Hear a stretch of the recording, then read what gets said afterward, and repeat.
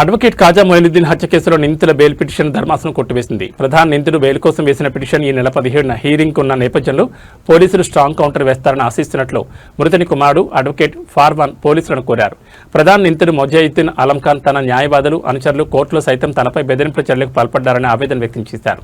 Bar association మద్దతుతో అనుభవం కలిగిన న్యాయవాదులతో ఈ కేసులో నిందితులందరికీ శిక్ష పడే విధంగా ముందుకెళ్తుందని అన్నారు.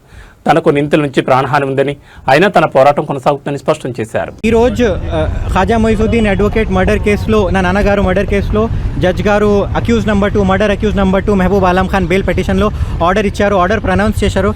బెయిల్ పిటిషన్ డిస్మిస్ అయింది. I'm very thankful. నా జ్యుడిషియరీలో నా ఫేత్, పోలీస్ డిపార్ట్మెంట్లో నా ఫేత్ రీఇంపోజ్ అయిపోయింది. Already I had faith in them. I have the faith in the judiciary and the system. And ఈరోజు బెయిల్ డిస్మిస్ అయిన తర్వాత నేను కూడా సంతోషంగా ఉన్నారు. ఎక్సైట్మెంట్లో రాదు, ఎందుకంటే ఐ నో ద అక్యూజ్ చాలా ఎక్స్ట్రాడినరీ ఇంటెలిజెంట్ వాళ్ళు ఉన్నారు.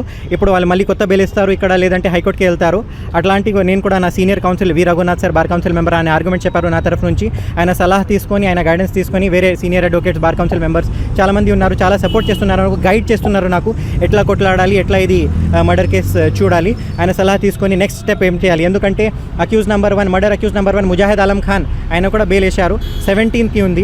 వేరే అక్యూజ్డ్ కూడా బెయిల్ ఫైల్ చేశారు, అది కూడా 17కి ఉంది.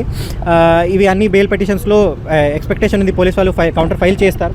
నేను కూడా డిఫాక్టో కంప్లైంట్ తరఫు నుంచి నేను కూడా ఇంప్లీడ్ అయ్యి కౌన్సిల్కి పెట్టి నేను కూడా అపోజ్ చేస్తాను. ఆ murder accuse Mujahid Alam Khan murder accuse వేరే వాళ్ళు కాన్స్పిరేటర్స్ అందరు ఉన్నారు, కిషన్, వినయ్ అందరు ఉన్నారు, చాలామంది వాళ్ళు అందరు బెయిల్ వేశారు.